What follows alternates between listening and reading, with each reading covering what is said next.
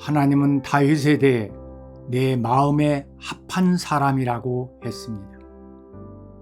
무엇 때문일까? 다윗의 생애를 깊이 묵상하면서 오늘 본문 말씀을 찾게 되었습니다. 다윗의 삶을 가장 가까이서 보았고 다윗의 일생을 함께 있던 가신들을 통해 들었고 다윗을 향한 하나님의 섭리적 역사를 듣고 보았던 자녀 솔로몬은 우리 아버지는 성실과 공의와 정직한 마음으로 주와 함께 주 앞에서 행하며 살았음을 말하고 있습니다.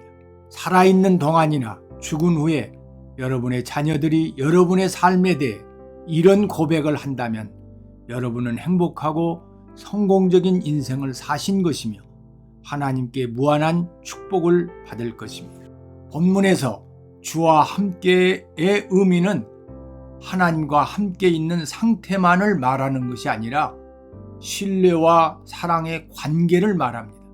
부부간에 함께 살지만 신뢰와 사랑과 존경이 없고 소통과 공감이 없다면 함께하는 것은 의미가 없습니다.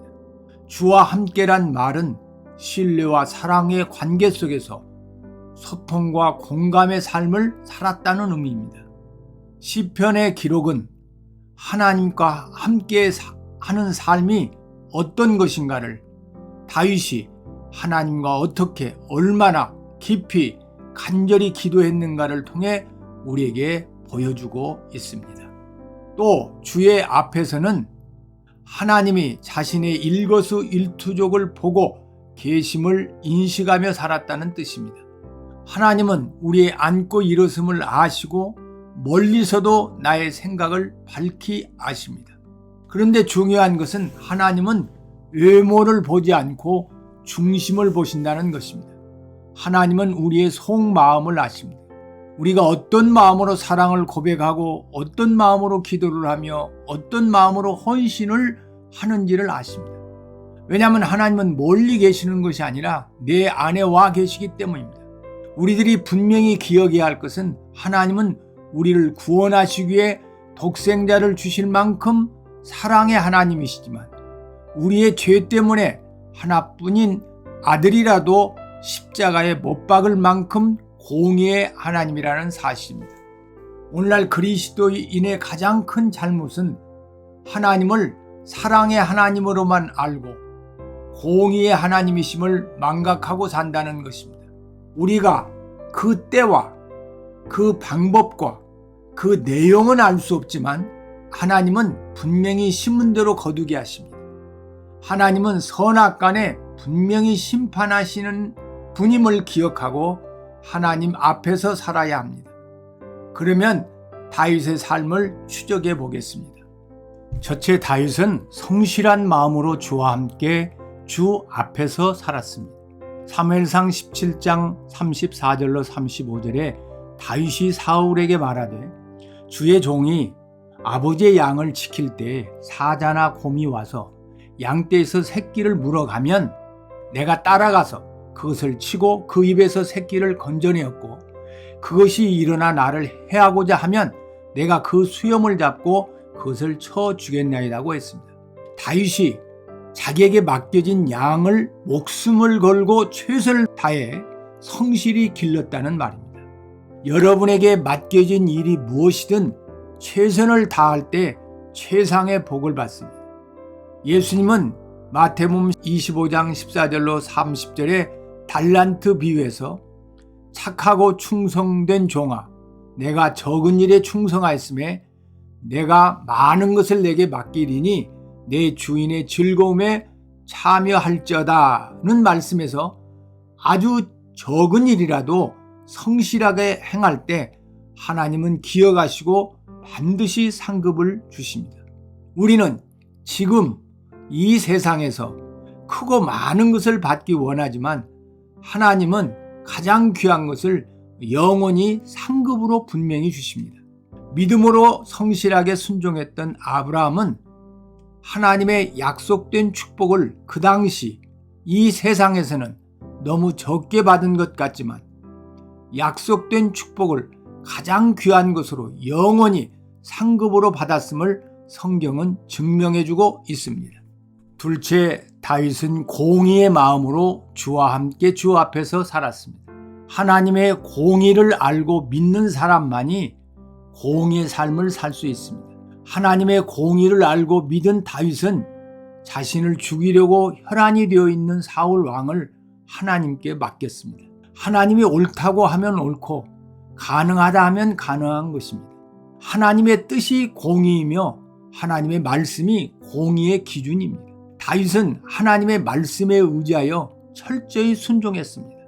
사울 왕은 비참하게 죽었지만 다윗은 위대한 왕이 되었습니다. 가멜리엘의 수제자로 구약을 깊이 탐구하여 하나님의 공의를 누구보다 잘 알았던 바울은 죄악된 과거의 삶에 대해 처절한 회개와 은혜에 대한 깊은 감격 속에 고린도전서 9장 23절로 27절의 삶을 살았는데, 특히 27절에 내가 내 몸을 저 복종하게 함은 내가 남에게 전파한 후에 자신이 도리어 버림을 당할까 두려워함이로라고 자신의 사역 태도와 마음을 피력했고, 빌립보서 2장 12절에 두렵고 떨림으로 너희 구원을 이루라고 했습니다. 공의의 하나님을 알고 하나님을 두려워하는 사람은 사람과 세상을 두려워하지 않습니다. 셋째, 다윗은 정직한 마음으로 주와 함께 주의 앞에서 살았습니다. 욕심이 잉태한 즉 죄를 낳고 죄가 장성한 즉 사망을 낳느니라는 말씀처럼 죄악된 인간의 본성 때문에 한순간의 정욕을 이기지 못해 일생의 가장 큰 죄를 범한 간음자요, 충성스러운 부하인 우리아를 전쟁터에서 감쪽같이 죽게 만든 간악한 살인자요, 모든 백성을 속인 위선자로 전락되었을 때 나단 선지자가 죄를 지적하자 변명하지 않고 즉시 통절하게 회개했습니다.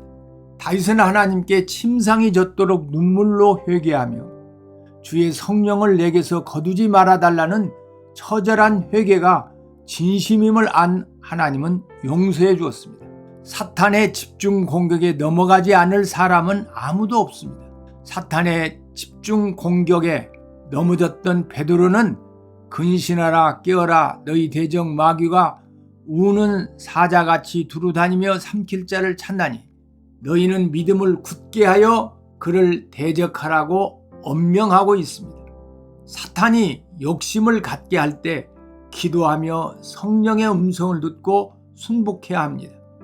다윗의 위대함은 하나님 앞에 진심으로 통절히 회개할 만큼 정직했다는 것입니다. 소수는 속일 수 있어도 다수는 속일 수 없으며, 순간은 속일 수 있어도 영원히 속일 수는 없고, 사람을 속일 수 있지만 하나님은 속일 수 없음을 알고 하나님 앞에 잘못을 진심으로 회개했습니다. 넷째, 다윗은 큰 축복을 받았습니다. 훌륭한 제자들이 있어야 스승은 빛이 나고 철학과 사상이 계승이 됩니다. 부모에게는 자손들이 잘 되는 것이 가장 큰 축복입니다. 그런데 이것을 먼저 알아야 합니다. 아브라함은 이삭에게 만족했을까요? 이삭은 에서와 야곱에게 만족했을까요? 야곱은 12아들에게 만족했을까요? 성경을 보면 이삭이나 야곱이나 12아들이나 요셉을 제외하고는 그렇게 뛰어난 인물은 아니었습니다. 그런데 아브라함의 가계에서 다윗이 태어나고 그리스도께서 태어나셨습니다. 그러면 아브라함의 자손들이 복을 받은 이유가 어디에 있을까요?